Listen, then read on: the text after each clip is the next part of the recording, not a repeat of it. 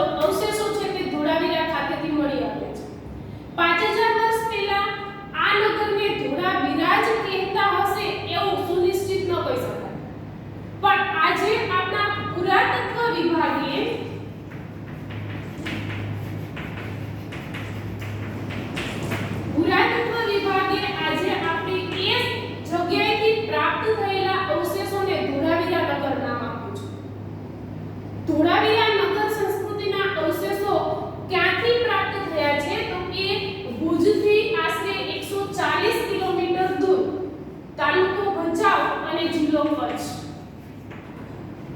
કચ્છ જિલ્લાના ભુજ શહેરથી 140 કિલોમીટર દૂર ભચાઉ તાલુકો છે અને ભચાઉ તાલુકાના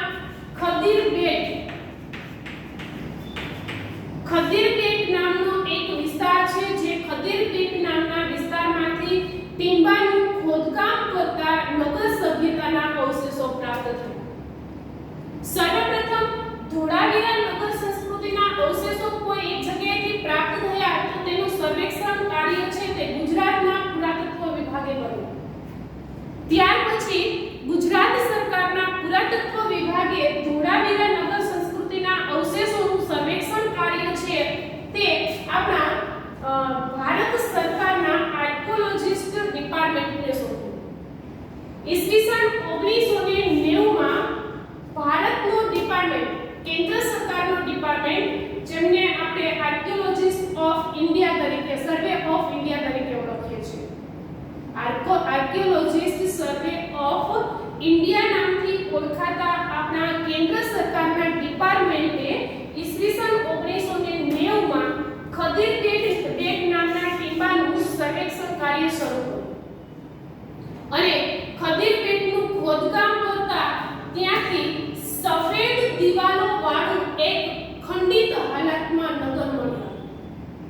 ખંડિત હાલતમાં મળેલા આ નગરના અવશેષો ત્યાં એક સમયે એટલે કે 5000 વર્ષ પહેલા ત્યાં કોઈ લોકો કે માનવ વસવાટ કરતા હશે એવી પ્રકારે ત્યાં મકાનો ગોઠવાયેલા હતા, જેના 3 વિભાગ હતા: સીટલ, ઉપલુનગર અને નીચલું.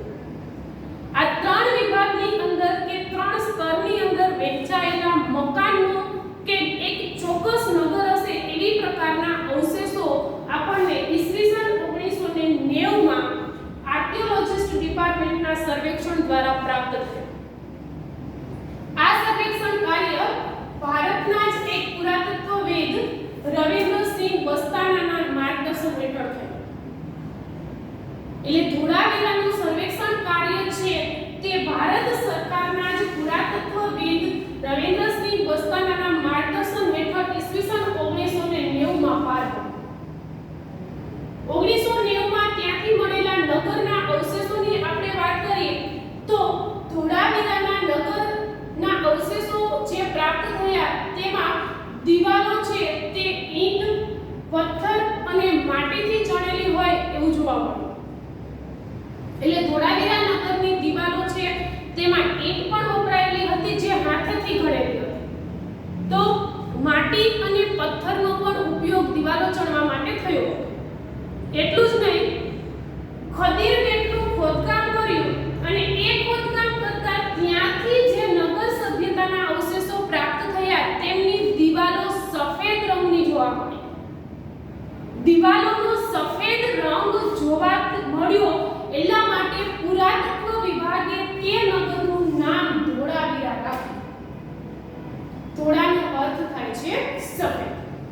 એટલે ત્યારથી 1990 થી ખદીરબેટ નામના ટીંબાનું સર્વેક્ષણ કરતા જે નગર પ્રાપ્ત થયું તે નગર ધોળાવીરા નગર સમકાલીન નગર તરીકે ઓળખાય.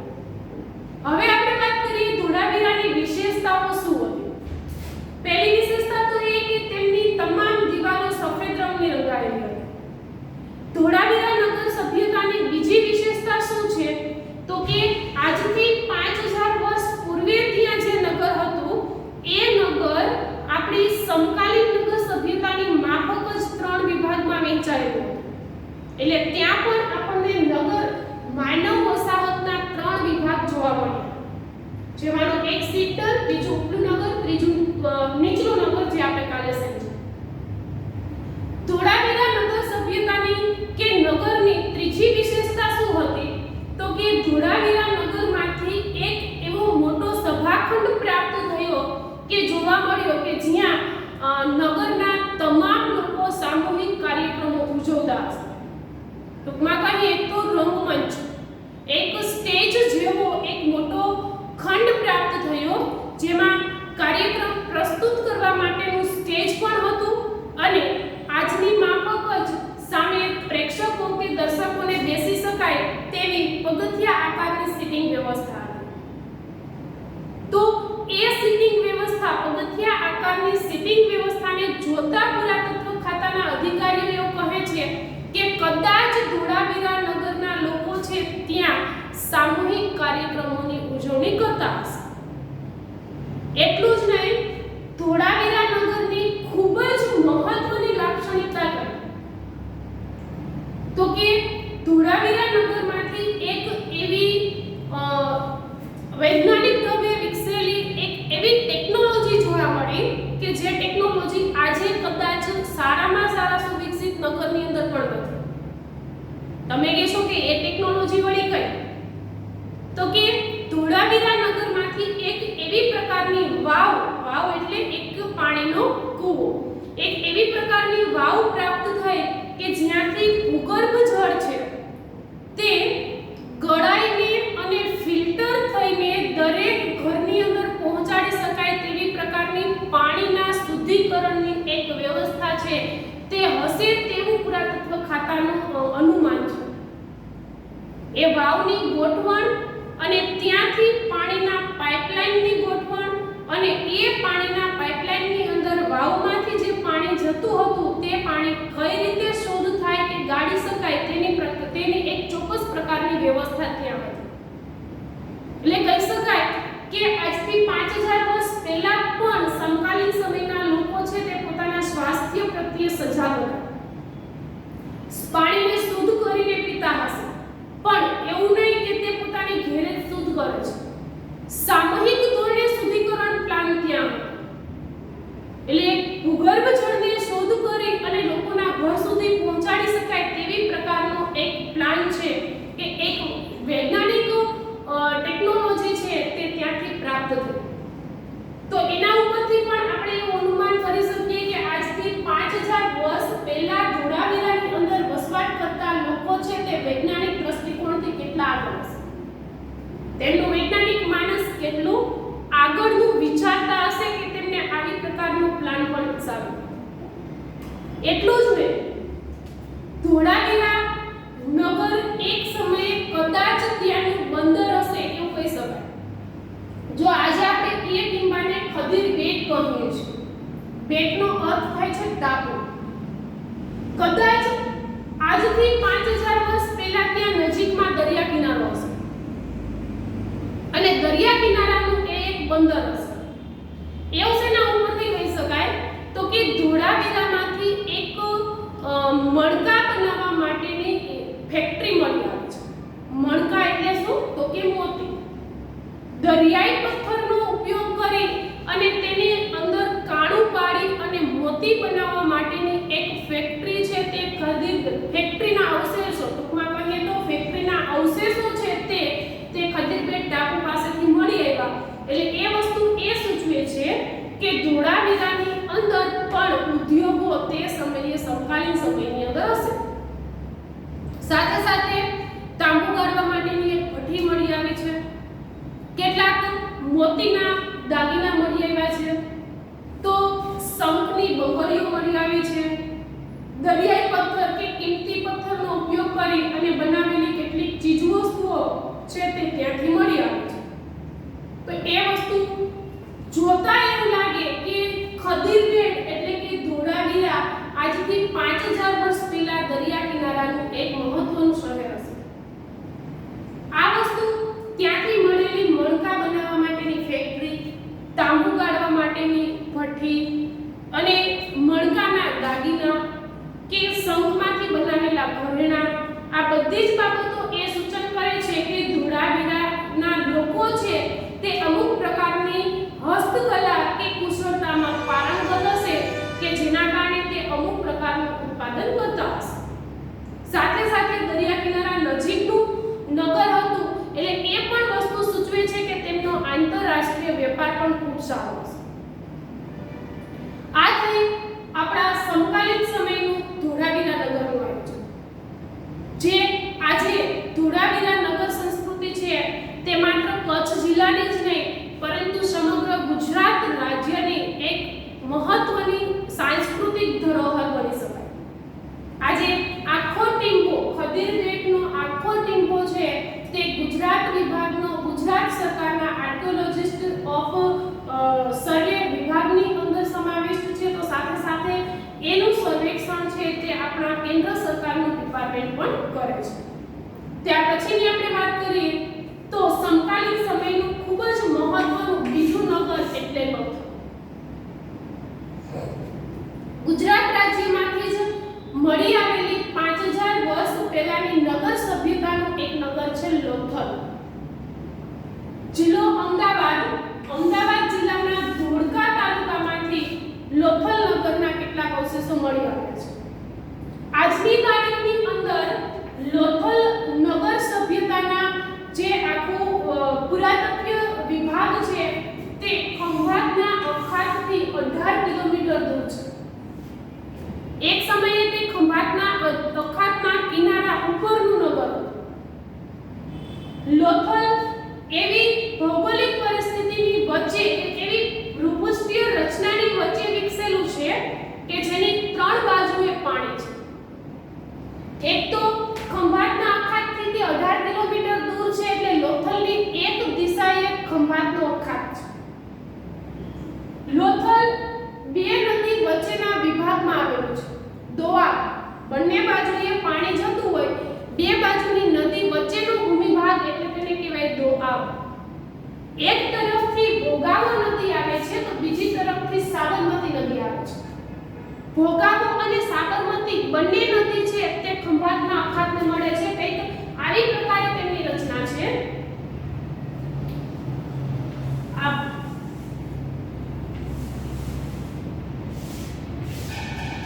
આને આપણે ખંભાતનો અખાત ગણીએ તો આ કદાચ આપણે ભોગાવો નદી ગણીએ અને આ છે સાબરમતી. અમદાવાદમાંથી પસાર થતી સાબરમતી નદી, સુરેન્દ્રનગર જિલ્લામાંથી પસાર થતી ભોગાવો નદી અને ખંભાતનો અખાત. બંને નદી પોતાની જળરાશિ ખંભાતના અખાતમાં ભેળવે છે. બંને નદી વચ્ચેનો ભૂમિભાગ એટલે દોઆબ. આ ભૂમિભાગની અંદર લોથલ નગર છે તે વિકસેલું છે. બંને નદી વચ્ચેના ભૂમિભાગની અંદર છે તે લોથલ નગર એક સમયે વિકસેલું હતું. એટલે લોથલ છે તે 3 દિશાઓથી પાણીથી ઘેરાયેલું એક દ્વીપકલ્પીય નગર છે. લોથલ નગરની વિશેષતા શું છે? સૌથી પહેલી વાત તો એ કરી કે એ અમદાવાદ જિલ્લાના ધોળકા તાલુકાની અંદર આવેલું છે જે ખંભાતના અખાતથી 18 કિલોમીટર દૂર છે. લોથલ માંથી મળી આવેલા મકાનો જોતા જોવા મળે છે કે ત્યાં પણ માનવ વસાહતના 3 વિભાગો છે. લોથલ નગરની નગર રચના 3 વિભાગમાં વહેંચાયેલી છે. કયા 3 વિભાગ? તો કે સિડ્ડલ, ઉપલું નગર અને નીચલું નગર. લોથલમાંથી મળેલા અવશેષો ઉપરથી કહી શકાય કે લોથલ સમકાલીન સમયનું ખૂબ જ મહત્વનું સૌથી મોટું બંદર છે. ત્યાંથી માનવ વસાહતના 3 સ્તરો તો મળી આવ્યા, પણ સાથે સાથે લોથલ નગરના નીચાણવાળા ભાગમાંથી હોડીને હંકારવા માટે કે હુડકાને હંકારવા માટેનો એક ધક્કો મળ્યો. ધક્કો એટલે શું? તો કે હોડીને ઊભું રાખવા માટેનું એક સ્થળ. એટલે લોથલ નગરના નીચાણવાળા ભાગ તરફ જઈએ તો ત્યાંથી મળેલો ધક્કો સૂચવે છે કે ત્યાં દરિયાઈ વેપાર થતો હશે. સાથે સાથે ધક્કાની આજુબાજુમાં ખૂબ જ મોટી અને વિશાળ એવી વખાર એટલે કે ગોડાઉનના અવશેષો મળી આવ્યા છે. એ પણ એ વસ્તુ સૂચવે છે કે ત્યાંથી વેપારીઓ માલની આંતરરાષ્ટ્રીય કક્ષાએ લેવડ-દેવડ કરતા હશે. લોથલના નીચાણવાળા ભાગમાંથી જોવા મળતો હોડીને હંકારવા માટેનો કે હોડીને બાંધવા માટેનો ધક્કો શું સૂચન કરે છે? તો કે ત્યાં દરિયાઈ માર્ગે વેપાર થતો હશે. બીજું, બાજુમાં રહેલી જે વખારો છે તે વખારો એ સૂચન કરે છે કે ત્યાંથી માલની લેવડ-દેવડ આંતરરાષ્ટ્રીય કક્ષાએ થતી હશે. એટલે એ સમયે આજથી 5000 વર્ષ પહેલા સમકાલીન સમયની અંદર લોથલ છે તે ખૂબ જ મોટું આંતરરાષ્ટ્રીય બંદર હશે. એટલું જ નહીં,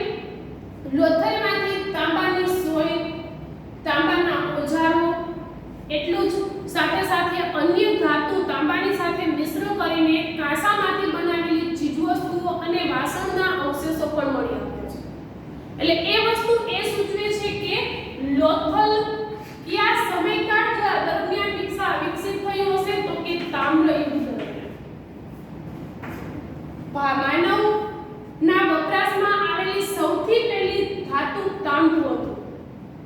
ત્યાંથી મળેલા તાંબાના વાસણ અને તાંબાના ઓજારો એવું સૂચન કરે છે કે લોથલ નગરનો વિકાસ છે તે તામ્ર યુગ દરમિયાન થયો હશે. તો આ રીતે કહી શકાય કે ધોળાવીરા અને લોથલ સમગ્ર ગુજરાત જ નહીં પરંતુ સમગ્ર ભારતની સાંસ્કૃતિક ધરોહર છે. આજે આ બંને નગરોનો સમાવેશ ભારતના પુરાતત્વીય સ્થળોની અંદર થાય છે. બંને નગરો ભારતના પુરાતત્વીય સ્થળો તરીકે વિકાસ પામેલા છે અને આજની તારીખમાં તે એક ખૂબ જ સુંદર પ્રવાસન સ્થળ તરીકે વિકાસ પામી રહ્યા છે. અને આપણી સાંસ્કૃતિક ધરોહર હોવાને કારણે તે આપણા સાંસ્કૃતિક વારસાના પણ સ્થળો ગણી શકાય. સાથે સાથે તે આપણી સમકાલીન નગર આયોજનની ખૂબ જ સારી એવી નિશાની પણ ગણી શકાય. તો આપણું આજ સુધીનું અભ્યાસ કે જેની અંદર આપણે ભણ્યા સમકાલીન નગર આયોજન. આપણે અભ્યાસ કરીએ છીએ શિલ્પ સ્થાપત્ય કલા. તો નગર સભ્યતાનો સમાવેશ સ્થાપત્ય કલામાં થાય.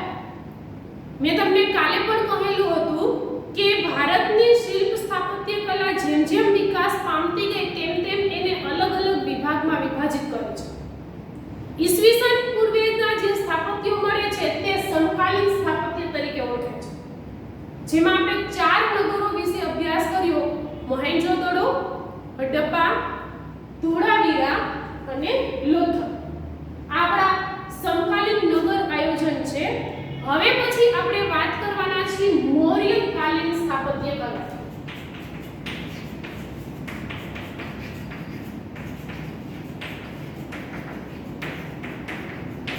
મૌર્યકાલીન સ્થાપત્ય કલા એટલે ઈસવીસનની પ્રારંભિક સદી. ઈસવીસનની પહેલી બીજી સદીનો સમય મૌર્ય યુગ તરીકે ઓળખાય છે, જે સમયે મૌર્ય રાજાઓનું શાસન હતું. અને મૌર્ય રાજાઓ ધર્મથી બૌદ્ધ હતા. એટલે મૌર્ય યુગ દરમિયાન જે કાંઈ શિલ્પ અને સ્થાપત્યનો વિકાસ થયો તેને મૌર્યકાલીન સ્થાપત્ય કલા તરીકે ઓળખવામાં આવે છે. અને આ મૌર્યકાલીન સ્થાપત્ય કલાની વાત આપણે આવતીકાલે એટલે કે હવે પછીના નેક્સ્ટ વિડિયોની અંદર કરીશું. ત્યાં સુધી શાંતિથી અભ્યાસ કરશો અને આપણે જે કંઈ ભણ્યા છીએ તે ભણેલું યાદ રાખવા માટેની કોશિશ કરીશું અને ખૂબ જ ચિંતન સાથે તેને અભ્યાસની અંદર ધ્યાનમાં લઈ અને આપણો અભ્યાસ ચાલુ રાખીશું, વાંચન કરીશું. ત્યાં સુધી આવજો.